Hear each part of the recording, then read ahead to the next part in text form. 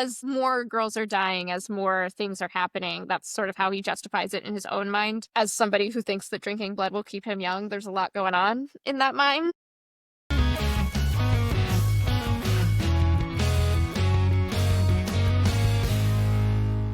This is If It Was a Book. In this week's episode, we had Brittani Hilles, one of the co-founders of Lavender PR, and today we wrote what maybe started as a rom-com, but definitely got into a twisty thriller. Brittani, how would you describe the book that we wrote today? I would describe it as on the surface a normal person celebrity romance that turns quickly into a paranormal thriller, Ooh, yes. including, chasing the fountain of life, maybe vampire activity, all sorts of stuff.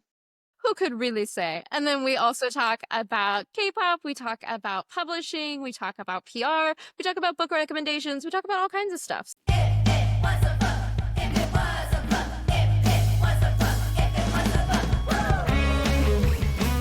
Hello, everybody. This is Ashley from TikTok's 130 Books in 130 Days. You're listening to the If It Was a Book podcast, the show that takes real-life stories and rewrites them into what would happen if it was a book. For people who love reading, writing, pop culture, and general ADHD chaos, you have come to the right place. Today, I am joined by my lovely guest, Brittani Hilles. Brittani is one part of Lavender PR, a public relations bookish team that has over 20 years of experience. Brittani herself has over 10 years of experience, and Lavender PR has been open for just over a year, celebrating diverse, queer, and feminist stories. Brittani, is there anything you'd like to say? No, I mean, I love being a book publicist. I love talking about books. It feels like one giant book club every day. In this podcast, we take a real story that has either happened to me, happened to my guest, or happened to a reader, and then we rewrite it into what would happen if it was a book. And our qualifications are that I am a book talker and I am also a librarian, so I've read so very many stories in my life. And Brittani, you have been a publicist for so very many stories in your life. Are there any other qualifications you want to add? I mean, we're going to talk about it later, but I'm a lifelong reader. I grew up on horse novels. So from a very young age, I have been reading across genres. What was your favorite horse girl novel? I mean, the gateway drug was Misty of Chincoteague. That it was a classic, but you name that like horse series in the early 2000s, like what is it, like Heartland, the Thoroughbred series, Ghost Stallion, literally everything. So yes, I've read, and I read other books other than horse girl novels, but that was those my are the start. bread and butter. That was the bread and butter. Yeah, exactly. Of course. And then you have a story you'd like to share with us? I do. So I had to bring, of course, a bookish publicity story. Most of my stories I cannot tell in public. We can't name names. But I did bring a story from a minor celebrity that he will never hear this podcast / will never interact with me again. So I was like, all right, this is safe. We're still not naming his name, but we'll say he is a D-list teen heartthrob. He was in a popular show. He's not on the scene much anymore. But he did write a book. It was a memoir with a twist. And he did publicity for it. I'd say it was like 2016, 2017. So it was a while ago. And at the time, I was still like very much a baby publicist. I was like in that stage where I was like, I know everything, but like a lot of it was just like fake it till you make it. And I was also, like 20, 26 probably, maybe younger, maybe like 20, I don't know. I was, working 2 jobs in the city. I would like work my publicity job, go nanny at night, was like trying to make ends meet, but like feeling very glamorous at my day job occasionally. I was on a team of publicists. It was like my boss, me, and like an assistant publicist. My boss actually worked directly with this author. This was like her author, her book. She was working on it, but she got terribly sick the week of publication, so couldn't go do the press dates with him, which I was like, of course I can do it. Like I'll go to, all the fancy, I think we did like an Associated Press video shoot, and we went to the Condé Nast offices, and then there were like a couple events at Barnes and Nobles, one in the city, one in New Jersey. And I was like, oh, that's, like I don't watch this show.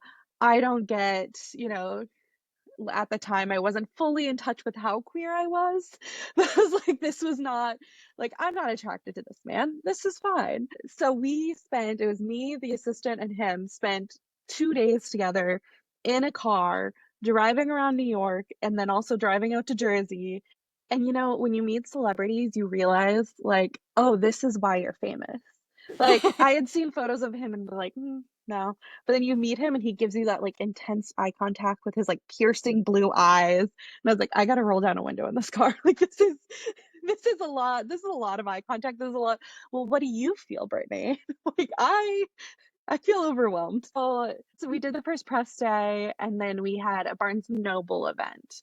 And at the event, it was a lot of teen girls, like a lot of teen girls. The publisher had done books from other people on this show. And like we had been told like be careful. Sometimes I think I don't know if this rumor was true. There was a rumor that like a fan once tried to like grab a locket of another person on the show's hair to like make a love potion. So so it was like be careful, like no one touches, no one, like that. But one of the fans at the show was like, I make the best tres leches cake. It's so good. It's this family recipe. I'm gonna come to your event tomorrow night and I'm gonna bring you like my family's recipe tres leches cake. And like at the time I was like, that's like a 3-hour commute to Jersey. Like this woman is not going to come there. But then the next day, so we go to the event, we had like Panera or something for dinner in the green room at this Barnes and Noble. And I think if I can remember right, this was like we weren't actually doing like moderated events. It was more just like signing because there were just like 400 teen girls like lining up. And we're at this event in Barnes and Noble. We have like security, and the girl comes back and she brings this Trace Leches cake. It's in like a foil, like one of those like kind of disposable, like she knew she was not Right. going to get her dish back, so it was like in a foil pan kind of thing. And she gives it to him and he gives it to me and then we put it off to the side. And so then like we're there for like hours signing books, whatever. It wraps up and the security's like, okay, we'll take this. And he's like, no, we're gonna eat that. Like, can you get us forks? And he asked the booksellers at Barnes and Noble to go get them like forks for the back. And security's like, you cannot eat, like what if it's poisoned? Like what if it's like food safety, whatever? You can't just like eat this random cake that this fan brought. And he's like, no, we're gonna eat it. And so we had like it was a far drive, like 3 hours, maybe an exaggeration. It was at least two. We drive back to the city in this car, me, the person, and the assistant eating from the container with just like plastic forks. Yeah, and it was a very like, it was a moment where I was like, oh yeah, this is why we do it. We did not get poisoned. The assistant and I to this day are very good friends. She's now like brilliant publicist. But yeah, that was like one of the more glamorous stories of my job, was like eating a Tres Leches cake out of a foil container in the back of a car with a minor celebrity. Is it a good cake? It was delicious. It was really good. She was right. The family recipe was so good. Well, of course, yeah.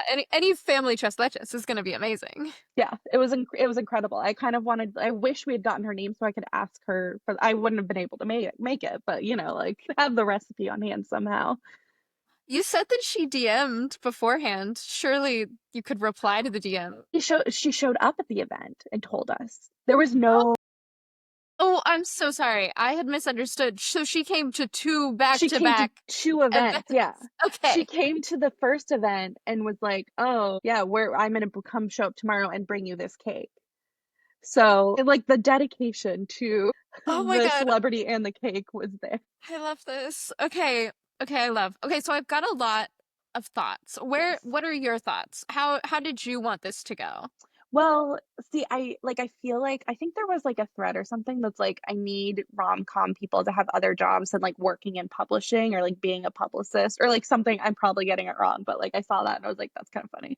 Um, so I'm like, if this were a book, the obvious choice would be rom-com, Of right? course. But I'm Yes. like, I feel like there needs to be something that's like, I don't know, like, should it be a thriller? Like, should there, Ooh, it's like, poison. The cake is yeah, poison. I mean, because like you can start a rom-com and a thriller kind of similar, but it's the plot twist that then like. Ooh, okay. Now I have more ideas. Okay, Yeah. I agree. Okay, so my first thought was to be very like starstruck, heartbreakers, quintessential, you fall in love with the band situation. However, very Wattpad, but in a good way. I was a Wattpad girly. Yeah. There's no bad way. Yeah. Love Oh no, Wattpad. we love Wattpad. Um, Ali Novak is now traditionally published. Love that Yeah. for her. Listen, one of my favorite books I've ever worked on is The Idea of You by Robin Lee, which is I love love that book. Oh my So God. I'm not above you know, Me either. celebrity normal people relationships. I didn't know that Wattpad was a fan fiction site. When I was a Wattpad girly, I was reading the like originals, the werewolf, Yeah. the Yeah, Dating a Billionaire, the like chaos books. And then only when my little cousin got old enough to be reading fan fiction, and she was reading fan fiction on Wattpad, and I was like, what are you talking about? That's not where you read fan fiction. You read fan fiction on AO3, on fanfiction.net, which didn't exist anymore at that point. And she was like, no, it's Wattpad. And I was like, no, no, no, because Wattpad's for werewolf books. you know what? Fan fiction is everywhere if That's you are right. looking for it.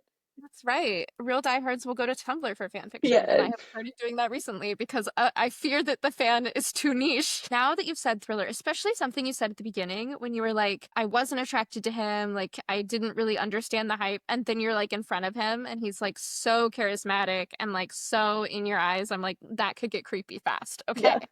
So I feel that that is definitely an option. Also, you said that he had like blue eyes. So for full Wattpad, he has blue orbs, his shining blue orbs, Mm-hmm. Mm-hmm. Yeah. the piercing orbs. The piercing, I think that was it. It was like the eye contact where I was like, oh wow, this is a lot. Not I every thought day that you can be a meet lot. someone with a lot of eye contact. And to be clear, this person is wonderful and so lovely and Oh, like, you know, in real life he is not in any thriller plot. so I agree that I think we should start it very rom-com-y, and I like that he's a teen heartthrob. I was just listening to Beautiful Soul by Jesse McCartney, so we can even go farther back in time if you'd like. But or we could go for like more recent heartthrobs. I don't know a lot of actors, but I was very into Five Sauce when I was in high school. Like that would be my teen Mm, heartthrob. Like so just past One Direction, but like yeah.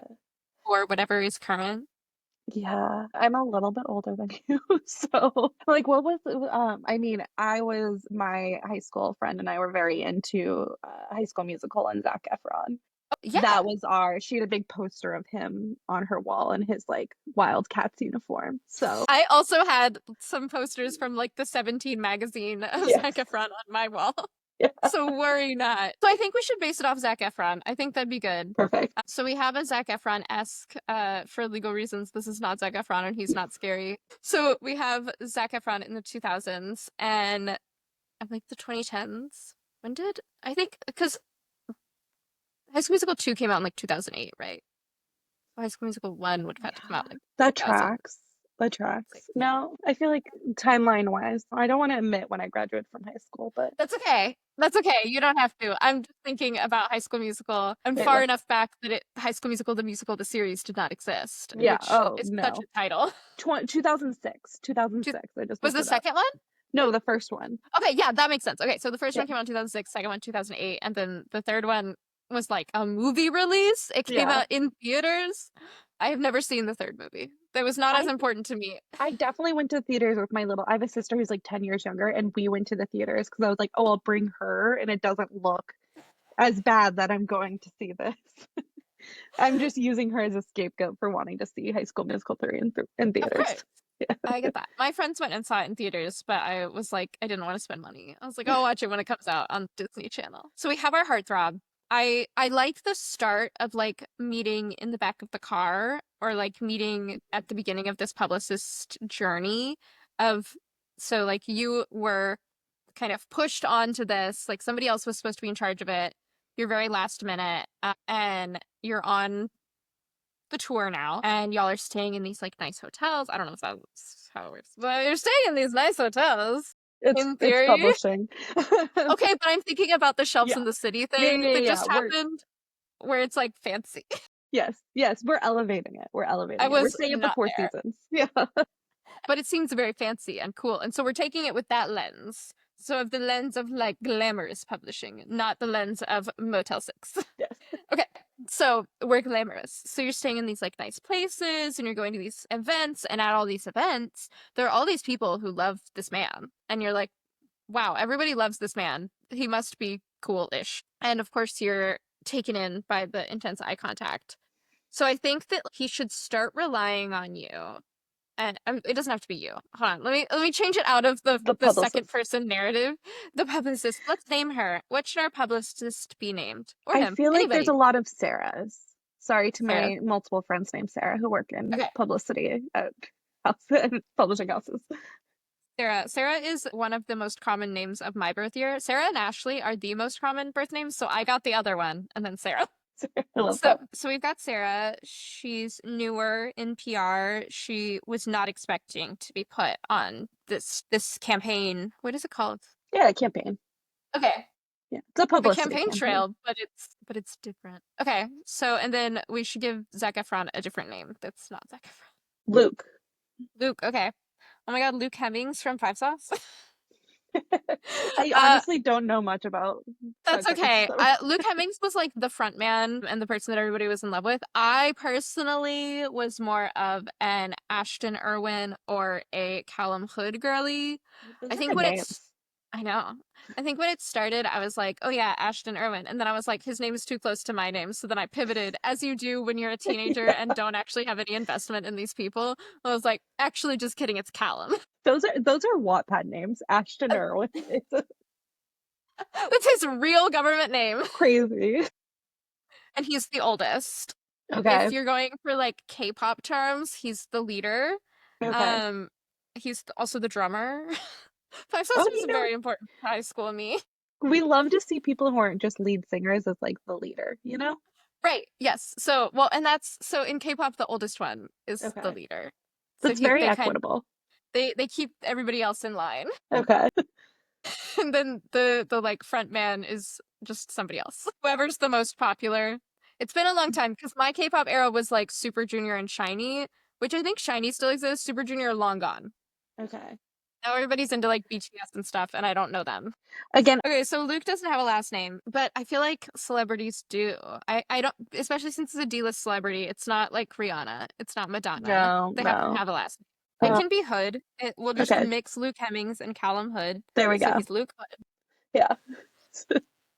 Bring again more real Wattpad. Okay, so we have Luke Hood, with his piercing blue orbs. I have to write that down. Write that down. Write that down. Piercing blue orbs. I don't remember if Luke Hemmings had blue eyes. He probably did, because he was definitely the like front man. He had like hair that stuck straight up. Oh, okay. I was like the swoopy hair or the yeah, like The the straight up stripes. hair. Yeah. Uh-huh. Yeah. They did have a member, Michael, who had swoopy emo hair, and he was Okay. for all of the like in their feelings girlies. Yeah. Yeah.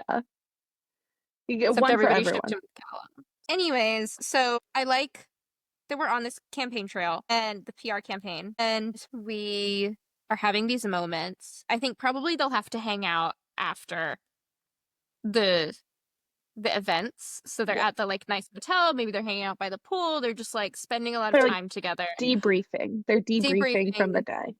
prepping for the next one, just relaxing a little They're bit. going over their schedule for the next day. They're sitting by the Right. pool, going through the schedule. You know, a lot of times you got to be like, okay, you got to be up at, we're going to meet in the lobby at 8:55. We're going to get in the car. We're going to go to this thing. We're going to have lunch. We're going to go to another interview. You know. Okay, so I think that we should make it like more intimate. So I think that it's gonna have to take place in one of your hotel rooms Ooh. because there's so, and I know that it's not like we wouldn't have it in real life. This is not real life. This is the book. Yeah. So because there's so many fans and they've like found the hotel and they've like Ooh. checked out rooms and stuff, Good point. so we're worried about his safety. Yeah. He's like so charismatic. Everybody's in love with him. We're worried about his safety. So we have to do these debriefs like in the hotel Well, room. and he's a suite. So, there's like a big living room area. Yeah. Yes. But I think that because he's gonna be scary, we have to like set some seeds of not scary right now. Yeah. So I think that maybe there's like a specific time that she's supposed to like show up at the suite and she has a key. And so she goes in, she like knocks and there's no answer. So she goes in and she's like waiting in the living room area and he like comes out of the bathroom all like towel around the waist and it's on purpose, but you don't know that yet. Because he's like trying to start something like for his own entertainment, but also like because he just like He's lonely, I'm sure, because he doesn't get to hang out with anybody ever. He's trapped in this hotel room. The backstory is not important. It's, it's very like Justin Bieber coded, I'm so Oh, yeah. lonely, being famous is hard, you know. Sorry, no offense to Justin Bieber, who is having a really hard time right now. But Yes. And then she's gonna become one less lonely girl. yeah, Justin exactly. Bieber. Okay. So he comes out of the bathroom and she's like embarrassed. She's like, "Oh, whoa, professional. Stop that." Hmm. And he's like, "Oh my God, I'm so sorry. I didn't know you were in here, even though it's the exact time you're supposed to be here." And so then he like goes and gets dressed, and then they're like having this meeting. He's like sitting a little too close because right now we're not understanding that it's scary. Right Yeah. now, we're just like, this is normal. He's hot. We're enjoying the idea of hanging out with this hot guy, and you're very professional. You're like not thinking about anything else. You're Well, just and like, like, I think like the setup normally is a rom-com. Like, like there's so many rom-coms about like writers and public, like normal people falling in love with, mhm. so like in your head, I'm sure if you're like in this situation in the book world, you're like, oh yeah, this is a rom-com. So Luke Hood, fictional person. Okay, so I would say that she was already sitting on the couch because she was like having her little planner open, being Mhm. like, this is going to be what we're going to do. He got dressed. He's coming in. He sits down a little too close, but like, we're not worried about that yet. Right now, we're just like, oh my God, whoa.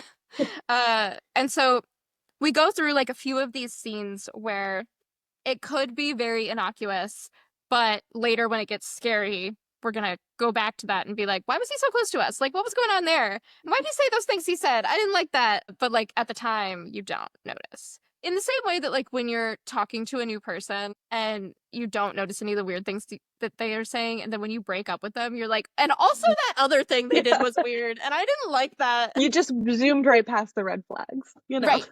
Exactly. So we're planting little seeds of red flags for our reader. I want to say near the end of the PR campaign, we have to get like, I think that he maybe asks her out or does something to be like, hey, we're getting to the end. Do you want to like start something so that we can keep it going after the campaign? And I think that since Girly Pop is so new, she's like, that's actually a bad idea. I actually don't think that I should do that because I care about my job. Well, she would have to tell her boss in HR too.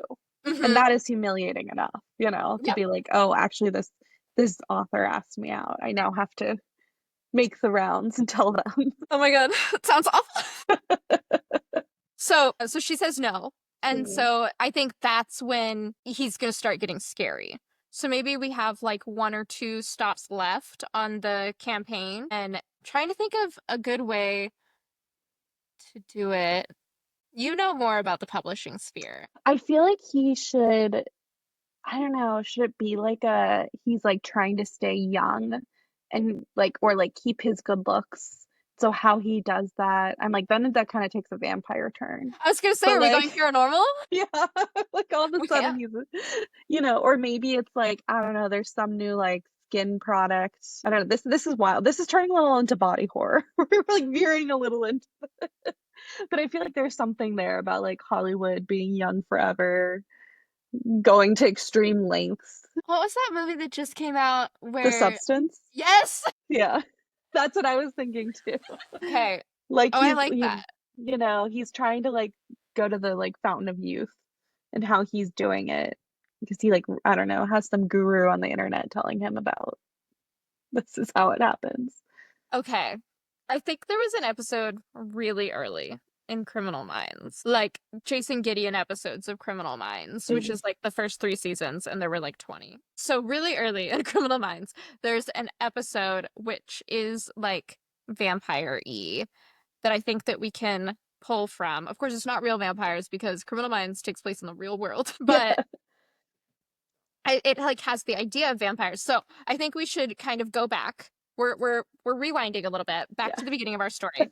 So we're on this campaign trail, and I want to say not at every stop because of course we cannot suspect our guy.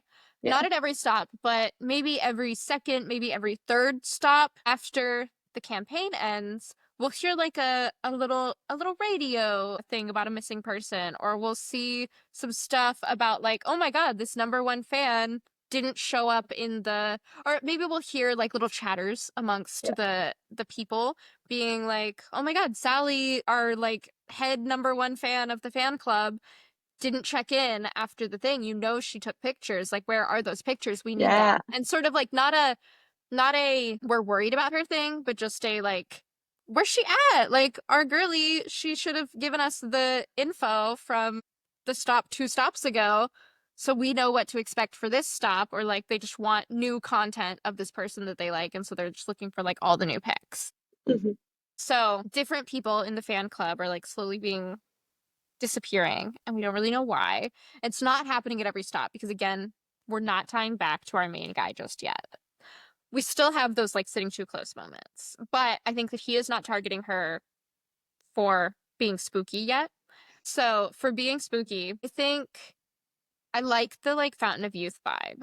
I'm gonna say he's not a vampire. Okay. But I think that he can like think he is. I think that there can be some like psychopathy going on where he Do you is think convinced. do you think he wrote a vampire book? Is that too on the nose?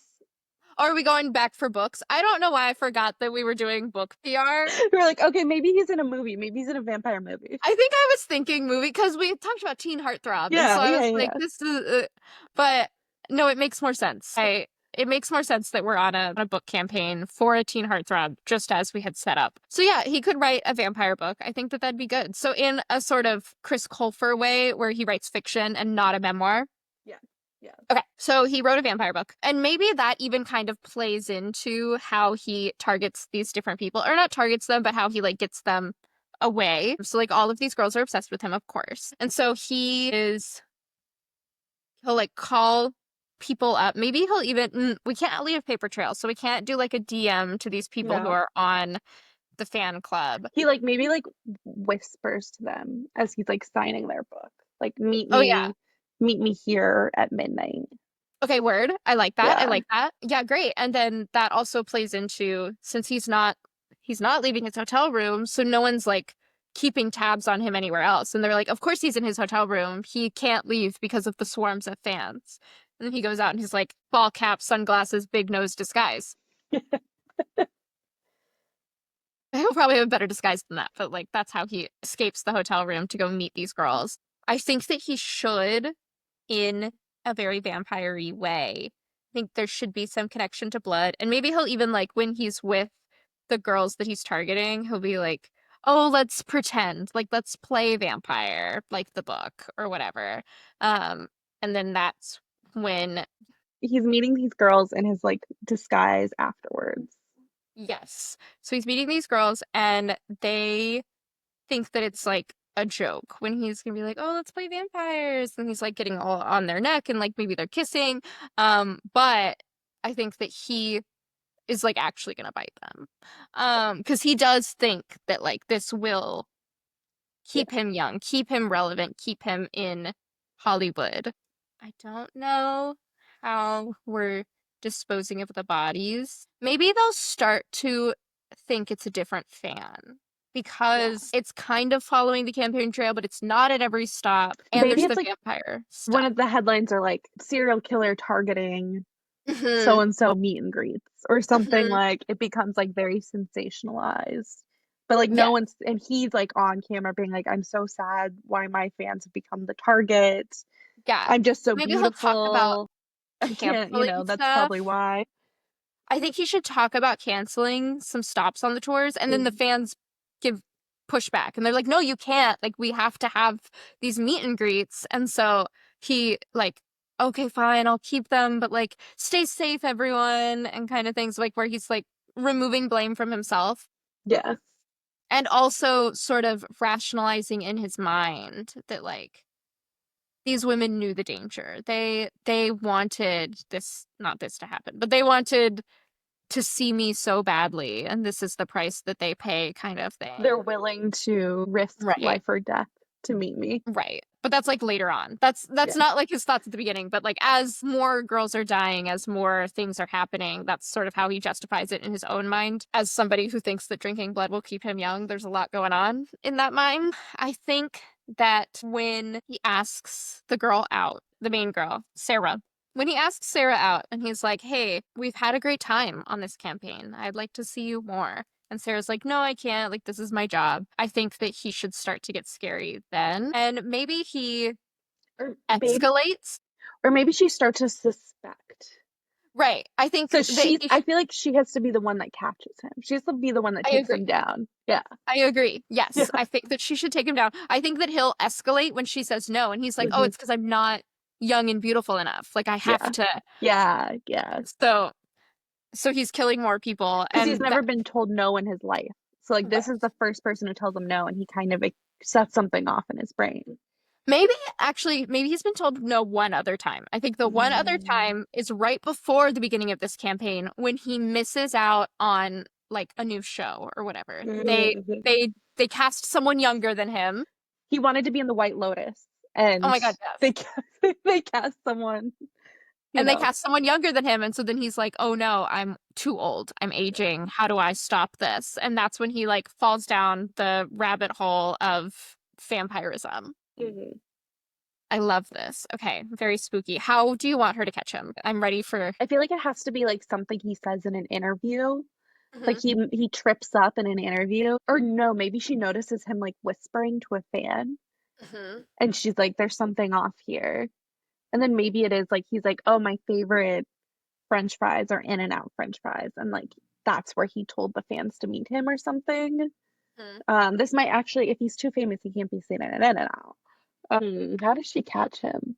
Or maybe he's getting a little reckless, so maybe he slips a fan a note and it Mhm. drops and she picks it up and she sees it and then she goes to the spot to like spy on him and she like witnesses it. So she like gathers the evidence, Okay. presents Yes, I it. like that. Okay. So then, so she has the evidence.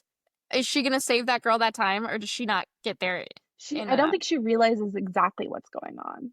And then Okay. she's like horrified and she's also Mhm. like, I can't interrupt because what if I'm next? Right. So she has to get someone more involved in the case. Okay, so then how is she gonna do that? So she knows now. She knows it's him. She still maybe has like one more stop on this tour and Yeah. like maybe she doesn't want to back out because if she does, then he'll know. Yeah. It has to be somewhere like really cinematic too. Like they're like on an international tour and this is like Paris or like, like this is, it's something where there's like a big chase scene through the streets of. Ooh, okay, so for that, I think that so she witnessed and maybe she like stumbles back in a very like every TV show way. She like stumbles back and he like hears it. And so then he chases her. And so that's why she has to stay on the tour is because she doesn't want him to know that it was her. So she like Yeah, keep acting normal. yeah, yeah. And she maybe she like calls, you know what she should do? She should call one of her thriller authors. She should call one of her like she's like, "Oh, like I know just who to call. One of my authors writes these kind of books all the time. Like she'll know what to do in this situation because like she's literally researched this a million times." And she gets like another author involved and that author like knows an inspector who like tells her information from for the books Uh-huh. and somehow like knows everyone in this like a detective who can then like come in and help them out too. I like it. Okay, great. I like that we pulled back in her other parts of her job. Yeah. I Okay. mean, thriller authors know a lot. They've I done a believe lot of it. research on some odd things. Ooh, yeah. So maybe she calls her thriller author right after and is like, "What do I do?" And then the thriller author is like, "So you have to stay on this campaign. Like if you leave, he will know, and Yeah. we don't want him to know." So while she has to like stay on the campaign, then in the background, the thriller author is like calling her connections and being like, "So I know this isn't your jurisdiction, but like, what do we do? Like, we're sure we've solved this." Well, and honestly, so it was across state and country lines. So maybe it's everybody's jurisdiction at this point. It's like the And maybe FBI. that will justify it. Full Criminal Minds back in. Yeah. It's gonna be Jason Gideon's. Yeah. Okay. Actually, I would like Emily Prentice to solve it, just because I like her. Yeah, we can do whatever we want here, so she can definitely. She somehow that show is real. It's real life now, Right. and you know, Well, and in that show, she also used to be an MI6, so she's got the like Interpol connections as well. yeah, So that's how we solve it. yeah. There we go. Perfect. That's all we need. We're gonna catch this guy and bring him down. That's right. Okay, I love that. I think that's so fun. And I like the idea that I think that it should have like a cartoon cover. I think that it should present itself very rom-com. Yeah. I think that it should be like a big surprise to the Yeah. audience. We're It's like not. subverting expectations here, you Right. know? It's got some like special edges with like, like a book signing pen, like broken heart. I don't know. Yes, it comes with a lot of merch. Yeah, yeah. Yeah, I think that that's a cool, I like it. I like the vibes. I think that it's fun. Is there anything you want to add to our story before we wrap it up? I don't know. I think it's pretty good. I like it. I like where it went. I like the pair. I like that it's like part like starts off kind of rom-com-y, goes to like thrillery, gets in some parent. I feel like we're hitting a lot of different genres that I like I agree. and mixing it together. So it's got something for everyone. I love it. I think that And that's, maybe she ends up with the thriller author at the end of the day. They like solve this together and then they're no longer working together. There's, we're still keeping it professional, yeah, but then they fall in love. I love that. I think Yeah. that's great. Then So a happy she ending. gets the girl in the end. Exactly. I think that's great.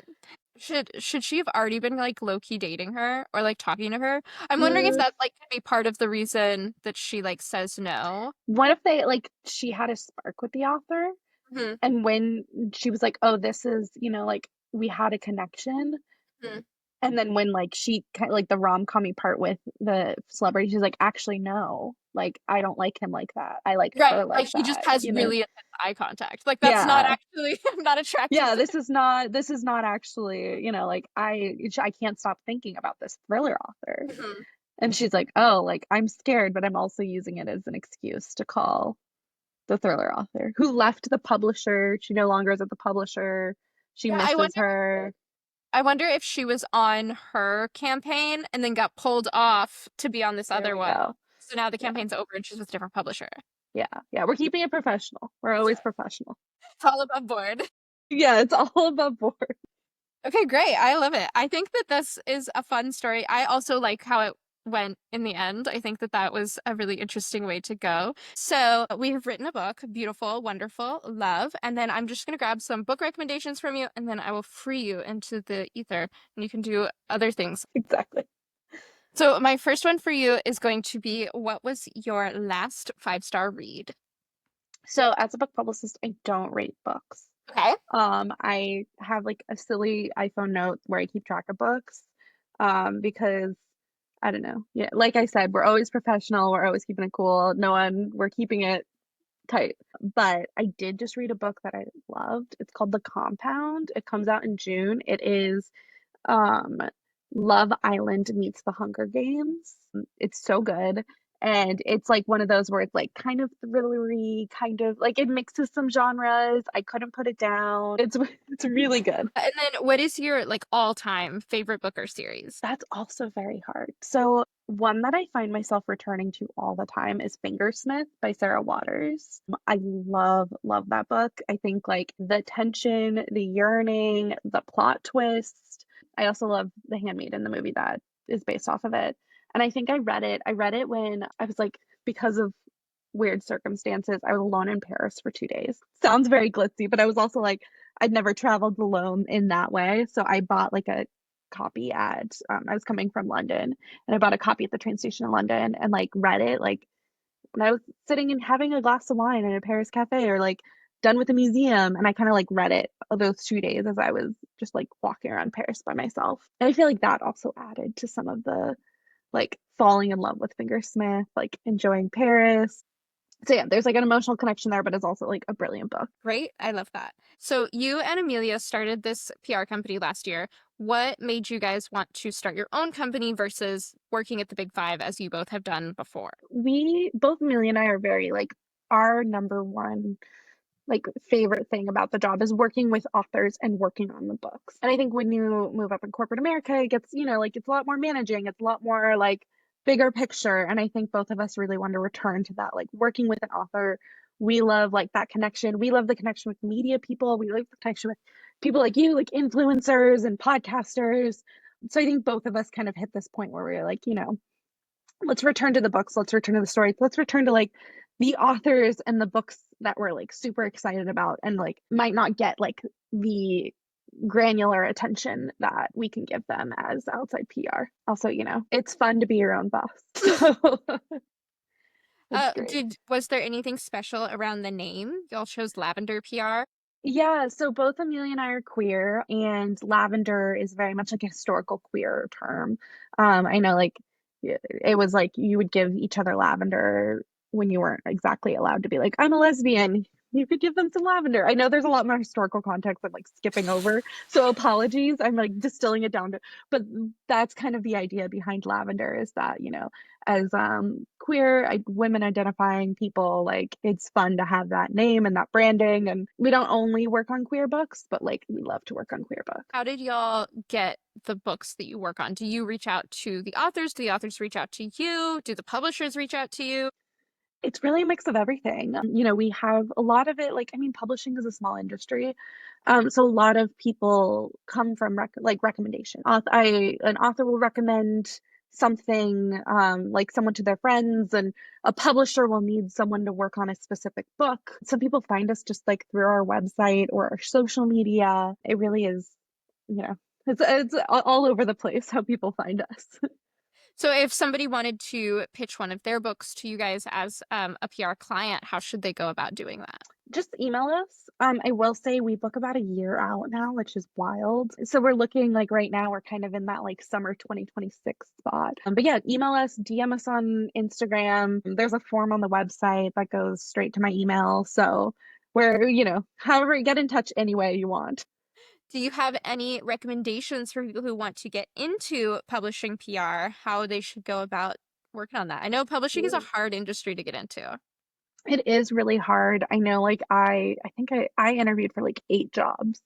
And I was, it was one of those where I was like, I had 4 internships in publishing, and like on paper, like I thought it was perfect, and I had a hard time breaking in. And I think like it's really about, unfortunately, about just like making the connections, talking to people, getting to know, certain people in the industry, posting your books online and talking about what you like. And I think the best piece of advice I can give is just like know the industry. Like a lot of times when you interview, like someone will ask you like, how do you get your book recommendations? And like have an answer for that. Even if it's like, I watch Ashley's podcast and the guests on there recommend books. It's just about knowing like books and the industry and having an answer ready when they're like, what's the best book you read recently? So yeah, don't be afraid to also just reach out. I know everyone who reaches out to us, we like to chat with them. We don't have internships, but we're always happy to like recommend people for internships or we're not at the level yet where we can hire people, but we're always happy to spread that love. Well, to pull it back to book recommendations, then, what is your most anticipated book coming out in 2025? So I do have to turn this back to my clients. Okay. We have to, talk about them in some way. So this isn't everyone, but I just want to shout out a couple titles who I think your readers will love. Betty Corello's 32 Days in May, which comes out in May. It is a former teen heartthrob falls in love with a normal person book. So if you liked our story today, you might like that. Minus the scary stuff. Minus the scary. It's very rom-com. I call it rom-com, but it's like a smart romance story. Also, Kelsey Cox, who wrote this great thriller. If you like Lucy Foley, it's in the similar locked room set at a Texas Sweet 16. It's called Party of Liars. Comes out in July. Evelyn Sky, her book. It's like a little bit like magical, book clubby. There's a second chance romance in it. It's so good. It's called The Incredible Kindness of Paper. Comes out in August. And then Rachel Katz, who has a great podcasting rom-com that comes out next or this October called Isn't It Obvious? Mistaken Identity. There's a queer book club in it. It's really great. So there's lots more people, lots more books, but those 4 I think will hit with your audience the most. Perfect. I'm sure that it will. I will have to check out some of those myself. That was If It Was a Book. All of our episodes are available on YouTube as video episodes, on Spotify, Apple Podcasts, and wherever you get your podcast as audio episodes. You can find the podcast on Instagram and on TikTok at If It Was a Book. You can follow me on Instagram, TikTok, and YouTube at Wicked Reads. Brittany, where can we find you? Or Lavender PR? You can find us on Instagram. We're not on TikTok or YouTube, but it's Lavender Public Relations. And then I'm also on Instagram. I'm more private, but if you want to go follow me, Brittani.Hilles. And then always our inboxes are open. You can find our emails on Instagram or on the website. Thank you so much for coming. Thank you for having me. This was really fun.